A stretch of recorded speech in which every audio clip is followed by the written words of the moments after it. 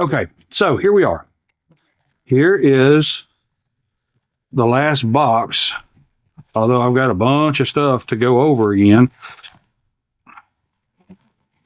and all that good stuff. And what I really hate the most, what I hate absolutely the most is I had a Fishing with Dave video on that camera that I lost. And that's what forevermore, when I go fishing, it's going to be entitled Fishing with Dave. That is what the videos are going to be. That's what they're going to be called. And the reason I'm calling them Fishing with Dave is because Dave is the one that motivated me to really get out there and start fishing again. And I so much appreciate him for pushing me to do that.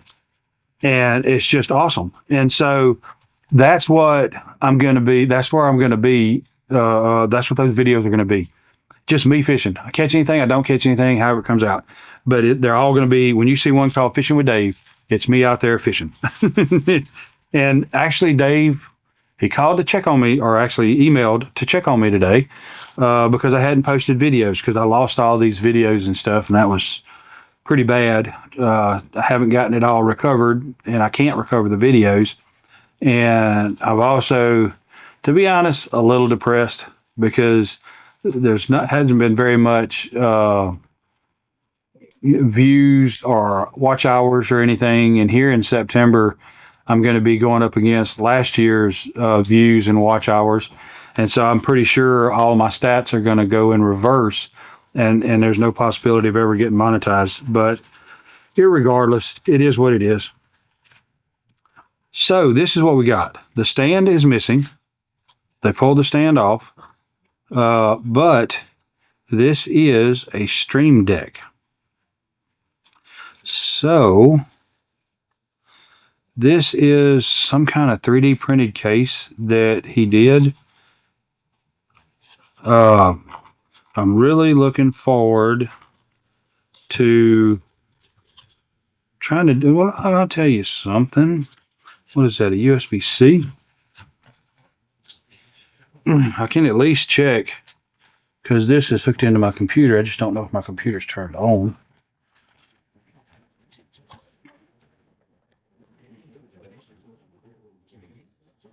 Let me just get this out of this case. I don't really want it in the case.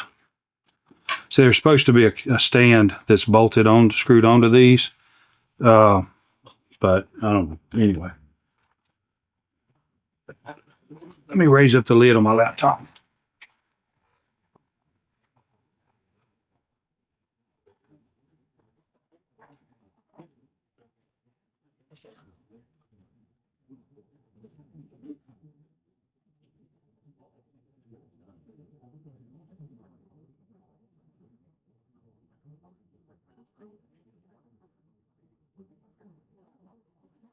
Okay. So now the laptop is powered up, running over bubble wrap. Let's plug it in. And that is not good. Oh, there we go. Elgato.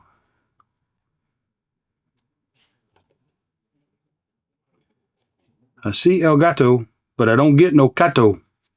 So that's I don't know if you can see that. Let me make sure that is. Yep. So that's coming on now. I don't know if I installed the Elgato software on this laptop. So, okay. Make you dizzy there for a second. All right. So for you, it was a fraction of a second. For me, it was less than a minute. I don't know, a minute maybe. I don't know. Anyway, so this is a Elgato Stream Deck Plus, and I got it for streaming, and so it's not really meant for being in here because I've got a, oh my goodness, it's a, I got another thing coming to help with editing videos. And so anyway,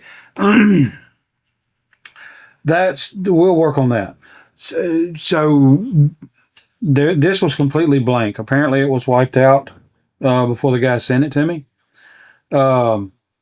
But all I did was install the software with this plugged in, and the second I did, it updated with this right here, which is a default profile. I don't know.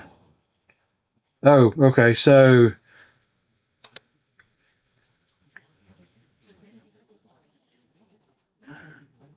tutorials, screenshot.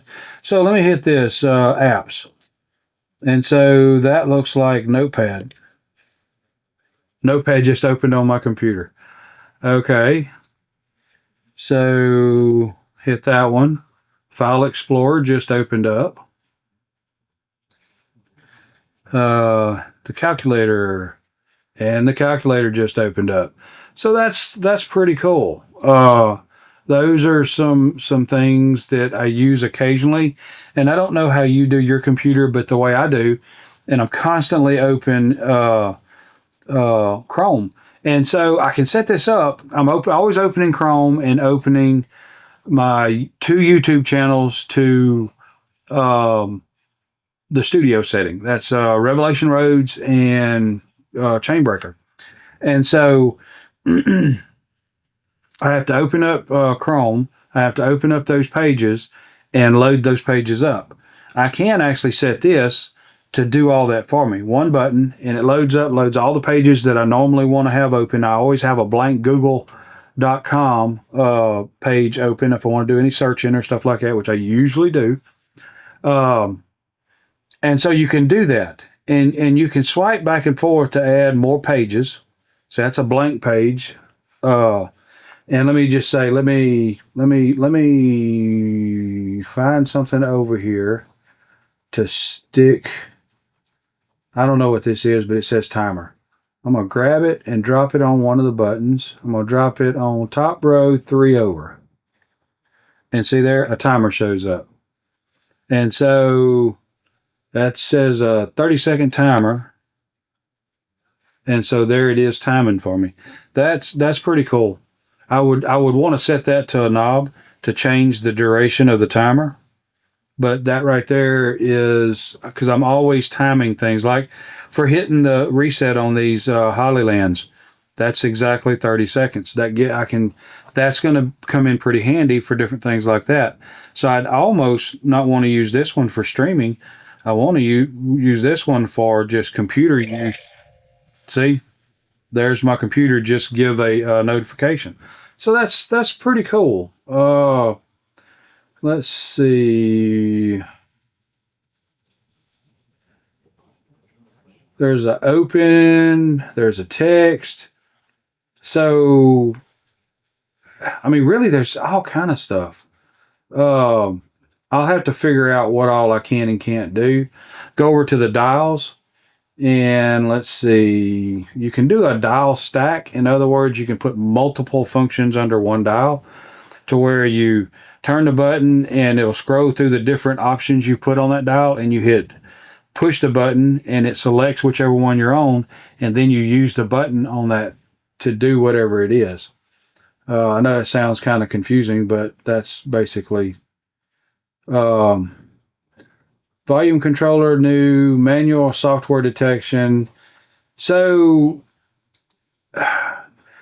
the other one I've got coming, it automatically, you load a program, it sees it, and it loads the buttons for that program. And it is a LOUPEDECK. That's it, LOUPEDECK. And it's got a LOUPEDECK software, which is harder to use, supposedly, but it's got a whole lot more details and settings, a lot more. It's kind of like,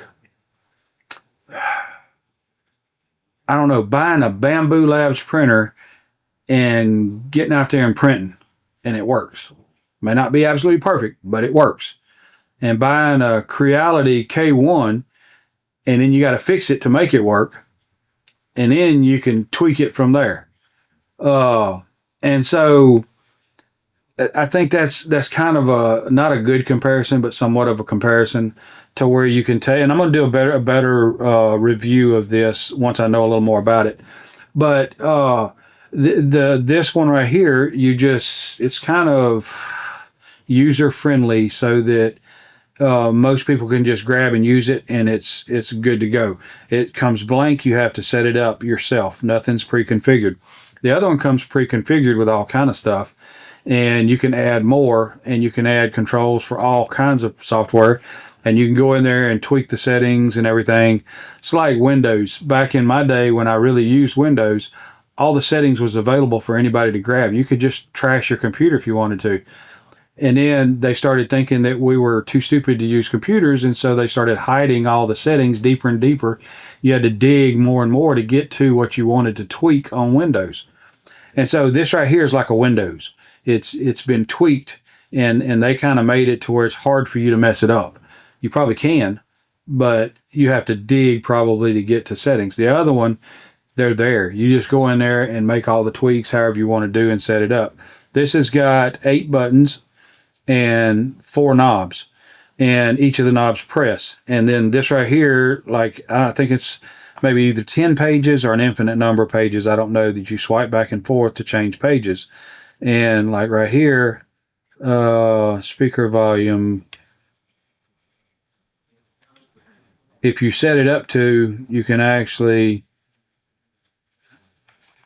let's see. So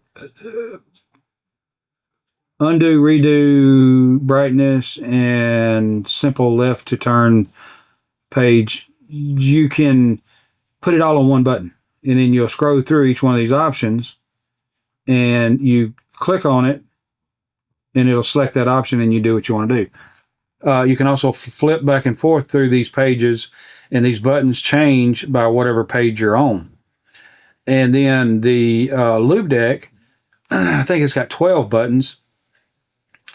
And this got 4. This has got 8 buttons, a touchscreen with multiple pages, and also reactive buttons, and 4 dials. And the LOUPEDECK has 12 buttons and 6 dials that you can also press, and 7 more buttons across the bottom, and a little dial that you can use with a touchscreen on it, plus another 12 buttons, 6 on each side, to do other settings, or maybe even more. When it comes in, I'm going to do reviews on both of these against one another to see how well they come out. And I think we're going to be able to get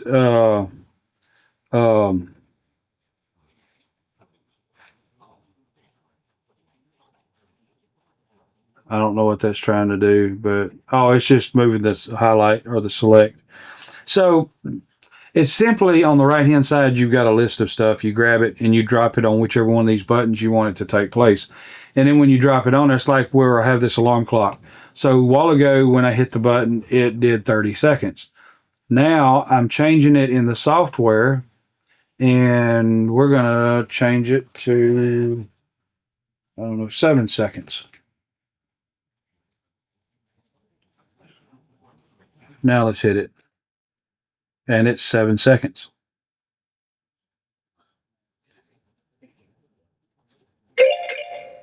And there it goes.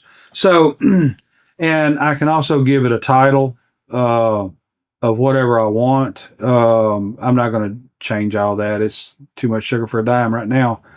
We'll get into the review, and I'll get into more details once I know more of what I'm talking about. I don't know a whole lot about what I'm talking about right now, and I don't want to mislead y'all by any means. So it's configurable. It's like one buttons to do multiple items. I've seen people set up buttons to where they could open up a graphics editing program and hit one button, and it opens a new layer, and it set transitions on that layer, changes it to see-through. What is that? I can't think of the name of what it means. Transparent. And it sets up the brush, the size, the opacity, the thickness, the blah, blah, blah, blah. One button, every bit of that. It'd be like 15 keystrokes and take them about 5 minutes to change all of those settings. And he's programmed it into one button. You hit that one button and the program opens and all that stuff's set up, and he just goes to work. And then the buttons he can take and adjust those settings individual how he wants. And so this is going to be a pretty cool device. I think it's going to really help with the streams, the live streams when I get started doing them. I think it's going to help with editing videos in DaVinci because there's icon packs and different things that I can download and add to it. So I'm going to go to the marketplace. And I don't want to set up icons. I want to download. Let me just see.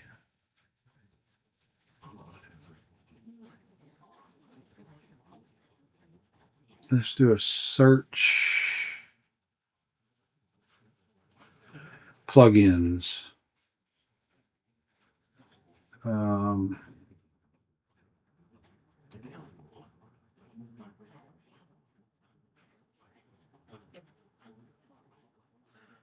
Smart home productivity, monitoring, lighting, gaming, finance, engagement, development, business, audio. Let's try artistic. Adobe Photoshop, AI Paint, Deck Mania, Moment Slideshow, artistic. But I'm looking for DaVinci. Let me see.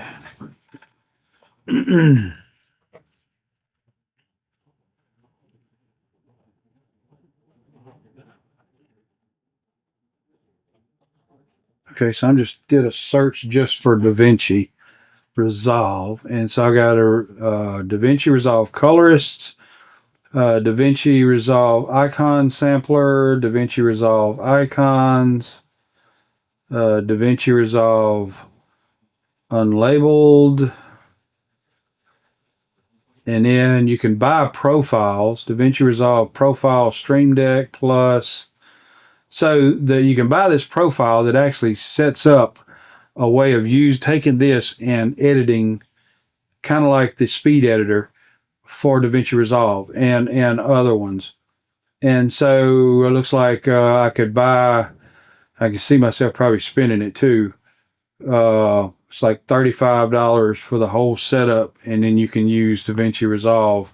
So I'm going to look into some of that stuff and see what's what.